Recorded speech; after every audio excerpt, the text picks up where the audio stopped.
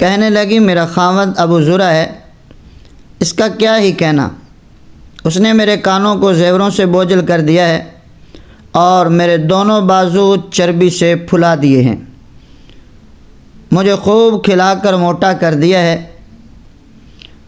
Historical point کے معزز قارئین و سامعین، ویڈیو پوری دیکھنے سے پہلے چینل کو سبسکرائب کر کے بیل آئیکن کو پریس کر لیں۔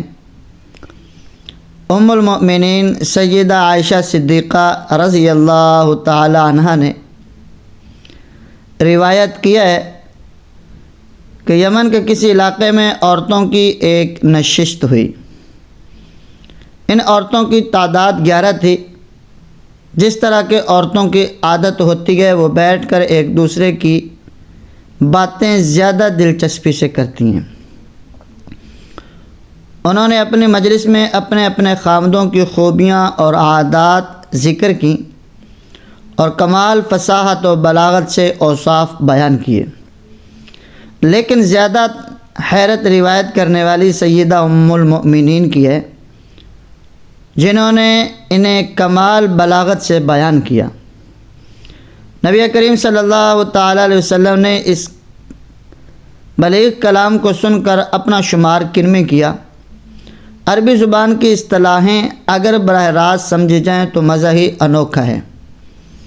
ترجمہ میں بلاغت برقرار رکھنے کی کوشش کی جائے گی۔ ہم سے سلیمان بن عبد الرحمن اور علی بن حجر نے بیان کیا، ان دونوں نے کہا کہ ہم کو عیسیٰ بن یونس نے خبر دی۔ اس نے کہا کہ ہم سے ہشام بن عروہ نے بیان کیا، انہوں نے اپنے بھائی عبداللہ بن عروہ سے، انہوں نے اپنے والد عروہ بن زبیر سے، انہوں نے عائشہ صدیقہ رضی اللہ تعالی عنہا سے۔ انہوں نے کہا کہ 11 عورتوں کا ایک اجتماع ہوا جس میں انہوں نے آپس میں یہ طے کیا کہ مجلس میں وہ اپنے اپنے خاوند کا صحیح حال بیان کریں، کوئی بات نہ چھپائیں۔ چنانچہ پہلی عورت بولی، میرے خاوند کی مثال ایسی ہے جیسے دبلے اونٹ کا گوشت جو پہاڑ کی چوٹی پہ رکھا ہو، نہ تو وہاں جانے کا راستہ صاف ہے کہ آسانی سے چڑھ کر اس کو کوئی لے آئے، اور نہ وہ گوشت ہی ایسا موٹا تازہ ہے جسے لانے کے لیے اس پہاڑ پر چڑھنے کی تکلیف گوارا کرے۔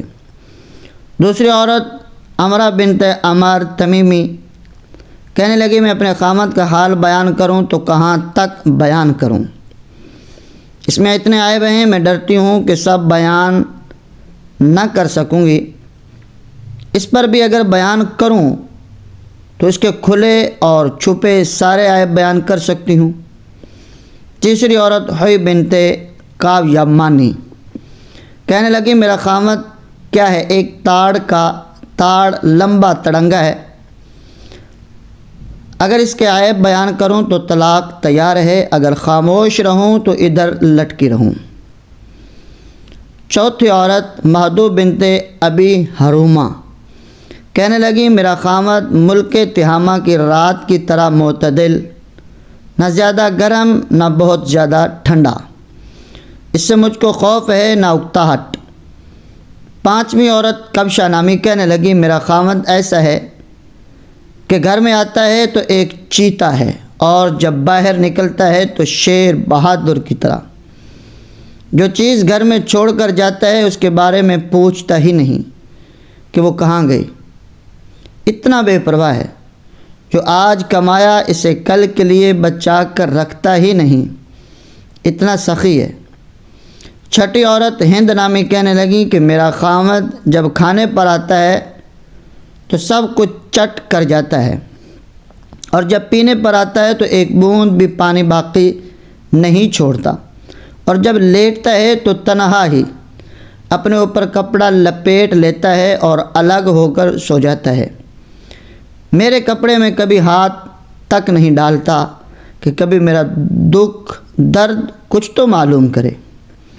ساتویں عورت حوی بنت علقمہ، میرا خاوند تو جاہل یا مست ہے، ملتے وقت اپنا سینہ میرے سینے سے اوندھا پڑ جاتا ہے، دنیا میں جتنے عیب لوگوں میں ایک ایک کر کے جمع ہیں، وہ سب اسی کی ذات میں جمع ہیں۔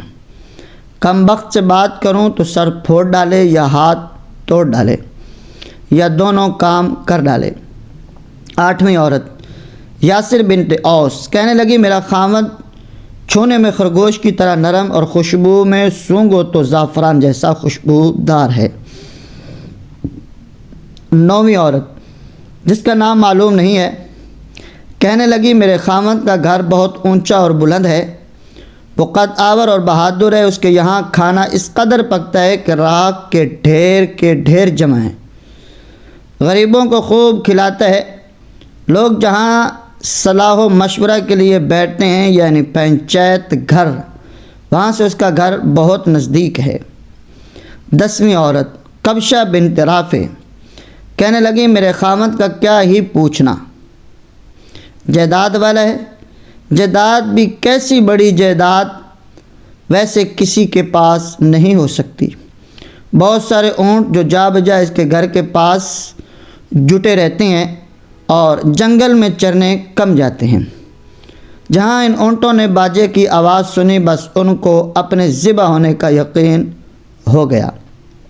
11ویں عورت ام زرع بنت اکمیل بنت ساعدہ کہنے لگی میرا خاوند ابو زرع ہے، اس کا کیا ہی کہنا، اس نے میرے کانوں کو زیوروں سے بوجھل کر دیا اور میرے دونوں بازو چربی سے پھلا دیے ہیں، مجھے خوب کھلا کر موٹا کر دیا ہے کہ میں بھی اپنے آپ کو خوب موٹی سمجھنے لگی ہوں۔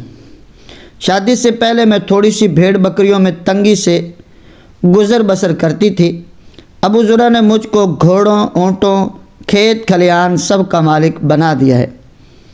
اتنی بہت جائیداد ملنے پر بھی اس کا مزاج اتنا عمدہ ہے کہ بات کہوں تو برا نہیں مانتا، مجھ کو کبھی برا نہیں کہتا، سوئی پڑی رہوں تو صبح تک مجھے کوئی نہیں جگاتا، پانی پیوں تو خوب سیراب ہو کر پی لوں۔ رہی زرع کی ماں میری ساس تو میں اس کی کیا خوبیاں بیان کروں، اس کا توشہ کھانا مال و اسباب سے بھرا ہوا ہے، اس کا گھر بہت ہی کشادہ ہے۔ ابو زرع کا بیٹا وہ بھی کیسا اچھا خوبصورت نازک بدن دبلا پتلا، ہری چھالی یا ننگی تلوار کے برابر اس کے سونے کی جگہ، ایسا کم خوراک کہ بکری کے 4 ماہ کے بچے کا دست کا گوشت اس کا پیٹ بھر دے۔ ابو زرع کی بیٹی وہ بھی سبحان اللہ، کیا کہنا اپنے باپ کی پیاری، اپنی ماں کی پیاری، تابع فرما اطاعت گزار، کپڑا بھرپور پہننے والی، موٹی تازی سوکن کی جلن۔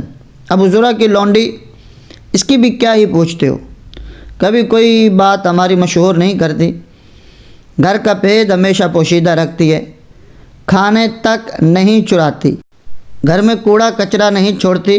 مگر ایک دن ایسا ہوا کہ لوگ مکھن نکالنے کو دودھ متھ رہے تھے، صبح ہی صبح ابو زرع باہر گیا، اچانک اس نے ایک عورت دیکھی جس کے 2 بچے چیتوں کی طرح اس کی کمر کے تلے 2 اناروں سے کھیل رہے تھے۔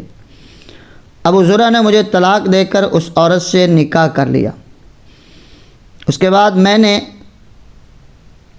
ایک اور شریف سردار سے نکاح کر لیا جو گھوڑوں کا اچھا سوار عمدہ نیزہ باز ہے، اس نے بھی مجھ کو بہت سے جانور دے دیے ہیں اور ہر قسم کے اسباب میں سے ایک ایک جوڑا دیا ہوا ہے، اور مجھ سے کہا کرتا ہے کہ ام زرع خوب کھا پی، اپنے عزیز و اقربا کو بھی خوب کھلا پلا، تیرے لیے عام اجازت ہے، مگر یہ سب کچھ بھی جو میں نے تجھ کو دیا ہوا ہے اگر اکٹھا کروں تو تیرے پہلے خاوند ابو زرع نے جو تجھ کو دیا تھا اس میں اس کا ایک چھوٹا برتن بھی نہ بھرے۔ صحیح بخاری حدیث نمبر 5199۔ شارحین حدیث نے لکھا ہے کہ یہ واقعہ یمن کا ہے۔ ہسٹوریکل پوائنٹ کے معزز قارئین و سامعین، اگر آپ ہمارے یوٹیوب چینل پر نئے ہیں تو چینل کو سبسکرائب کر کے بیل آئیکن کو لازمی پریس کر لیں تاکہ ہماری ہر آنے والی ویڈیو آپ تک بر وقت پہنچ سکے۔ ملتے ہیں ایک نیکسٹ ویڈیو میں، ابھی تک ہمیں اجازت دیجیے۔ اپنی دعاؤں میں اپنے بھائی کو یاد رکھیے۔ جزاکم اللہ فی الدارین۔